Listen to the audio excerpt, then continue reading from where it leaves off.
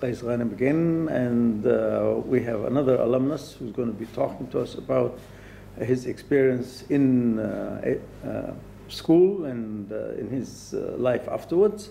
And this is none other than my own brother, I'm afraid. And this is Dr. Shihab Ghanem, and we're talking here in Dubai. You know, I was born in Aden in 1940, October 1940, and my studies were first in sailor school for primary, and then in the regiment or regiment school for the intermediate school. Then I joined Aden College in 1954 until 1960. Okay, and at Aden College, can you give us some of the names of some of your friends that you were in the same class with you, those that you can remember? Yes, I will try to.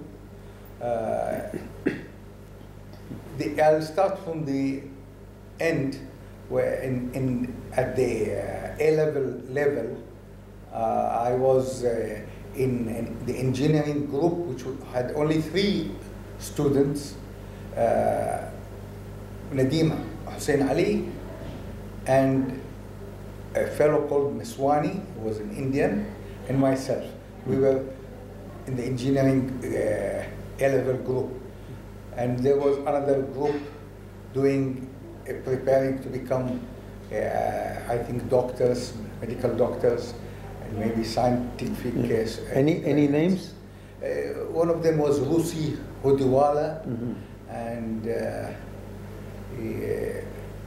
who else was there? I'm trying to remember. But you know, there were also the boys 1 year ahead of us when we were in the 5th form. There was Hafid Luqman and Mahmoud Al-Khatib.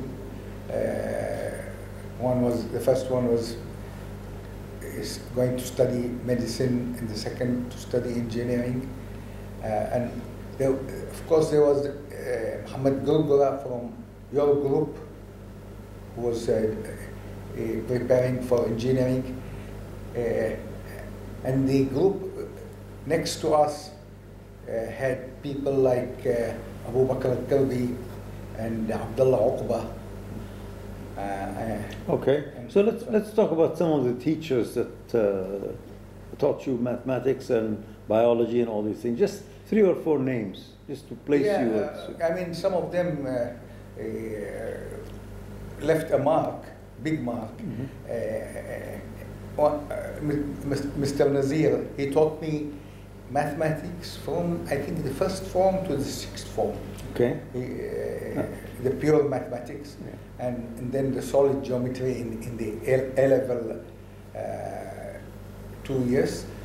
There were others who taught me mathematics in the A-level, like Abdullah Muhairiz was teaching us applied maths, and Gonzaga was teaching us calculus, and Naya was teaching us advanced algebra. And in the physics, I think both for the A-level and the O-level, there was a fellow called Reynolds, and of course there was Miller, who taught us chemistry at O-level level, and the teachers of English, one of the most important teachers who left a big mark was Mr. Loudon. What year did you leave Aden College? Was it 60, 1960? Yes, 1960. Okay, where did you go? I went to Aberdeen University. Yes. I did mechanical engineering. After that, I stayed on and did electrical engineering. So when did you finish then? Sorry? When did you finish at Aberdeen? Aberdeen, I left in 1964. Same time when you graduated in medicine. Yes. And in fact, our parents came to attend both graduations in the summer of '64.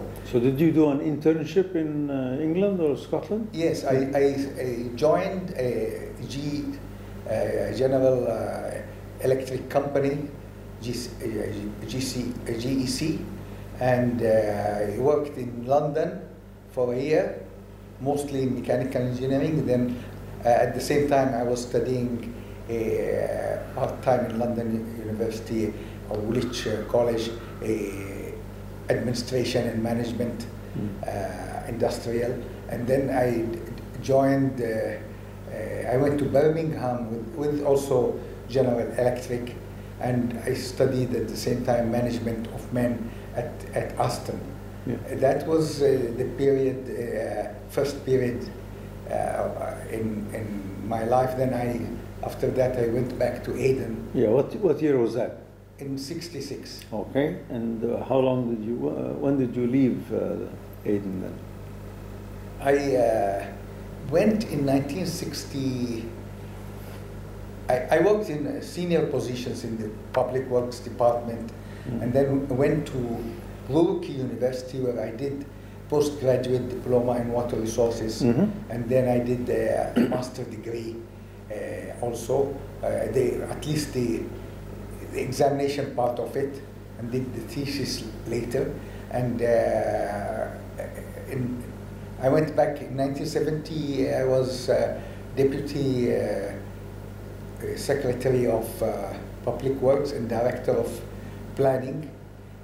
But I left Aden and went to the Gulf, and before that to Lebanon, where I worked as chief engineer with a company called Eternal Supplies for about a year and a half, just before the civil war in Lebanon. And then went back to Dubai and worked as the plant manager of Gulf Eternit until from 1974 to 85. In '85, I went back to England, to Britain, and joined Cardiff University, where I did a doctorate, PhD in the economics department, but in industrial development. And when I went back end of 1988, I joined the Dubai ports in Jebel Ali Free Zone, and I was the director of engineering at both these organizations. And the Dubai port was the biggest man-made port in the world, and the free zone became the biggest free zone in the Middle East. By the time I left it, it had only a few companies when I joined. By the time I left, it had more than 2,000 companies. But then I went to I established a sister company called Mohammed bin Rashid Technology Park, and I was the CEO, the managing director for a short period, and then I retired. Well, how long have you been retired now? Maybe nearly 10 years or 9 years. Okay, so which brings me to the next question, which is, how have you been spending your time in the past 10 years? I know that you've been very busy with poetry and translation and so on. So tell our listeners or viewers, rather, something about that. Yeah. My time was in literature and books. I have written more than 50 books, and these books are, the majority of them to do with Arabic poetry. About a dozen of them are Arabic poetry books, and about 20 of them are translations of poetry from Arabic to English, or from other languages into Arabic via English. But I have started this poetry a very long time ago, since I was at Aberdeen.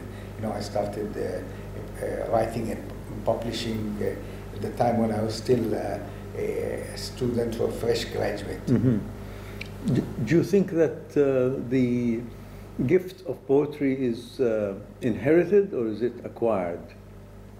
Given that some of your siblings, your brothers, are also poets, and your father was a poet. I think it is in the genes, and also the influence of the environment, and influence of my father, who was a great poet, and my uncle Ali Luqman was also a very important poet.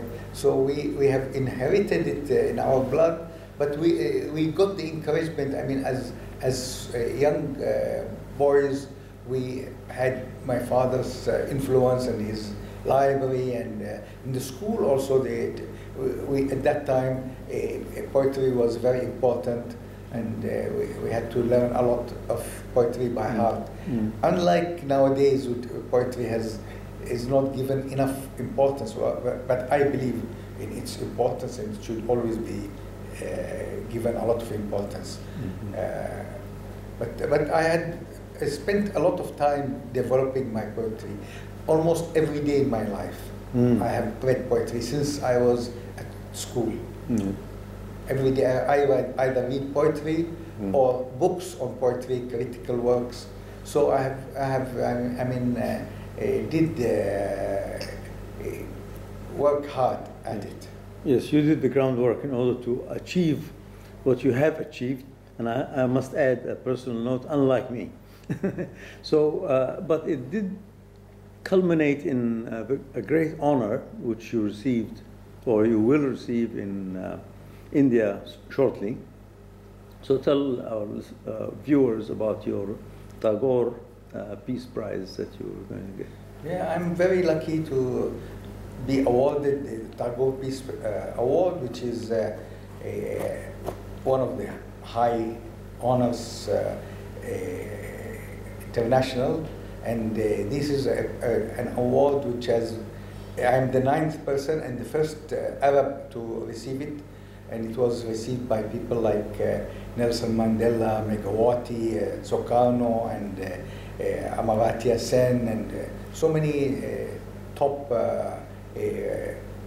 thinkers and philosophers and Nobel Prize laureates. Even in every year, they amongst the shortlist, the final shortlist, there would be some Nobel Prize winners, and they don't necessarily get the prize.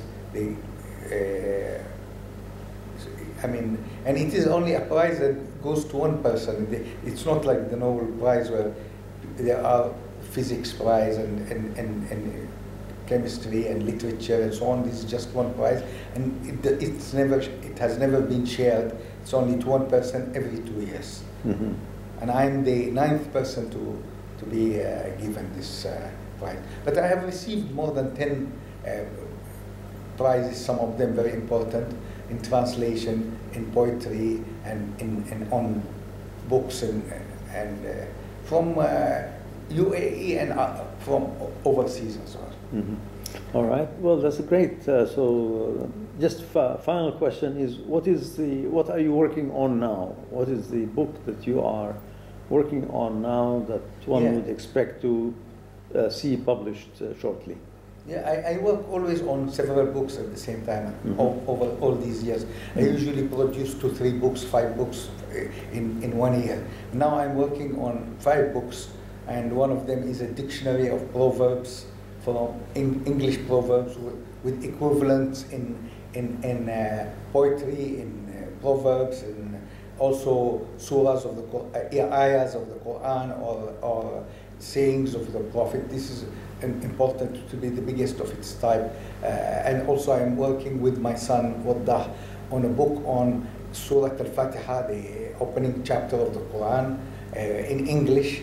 And I'm working on a collection of selected poems from the Arab world, contemporary poetry translated into English, and on 1 or 2 other books like that. Yeah. Okay, well, on that note, thank you very much.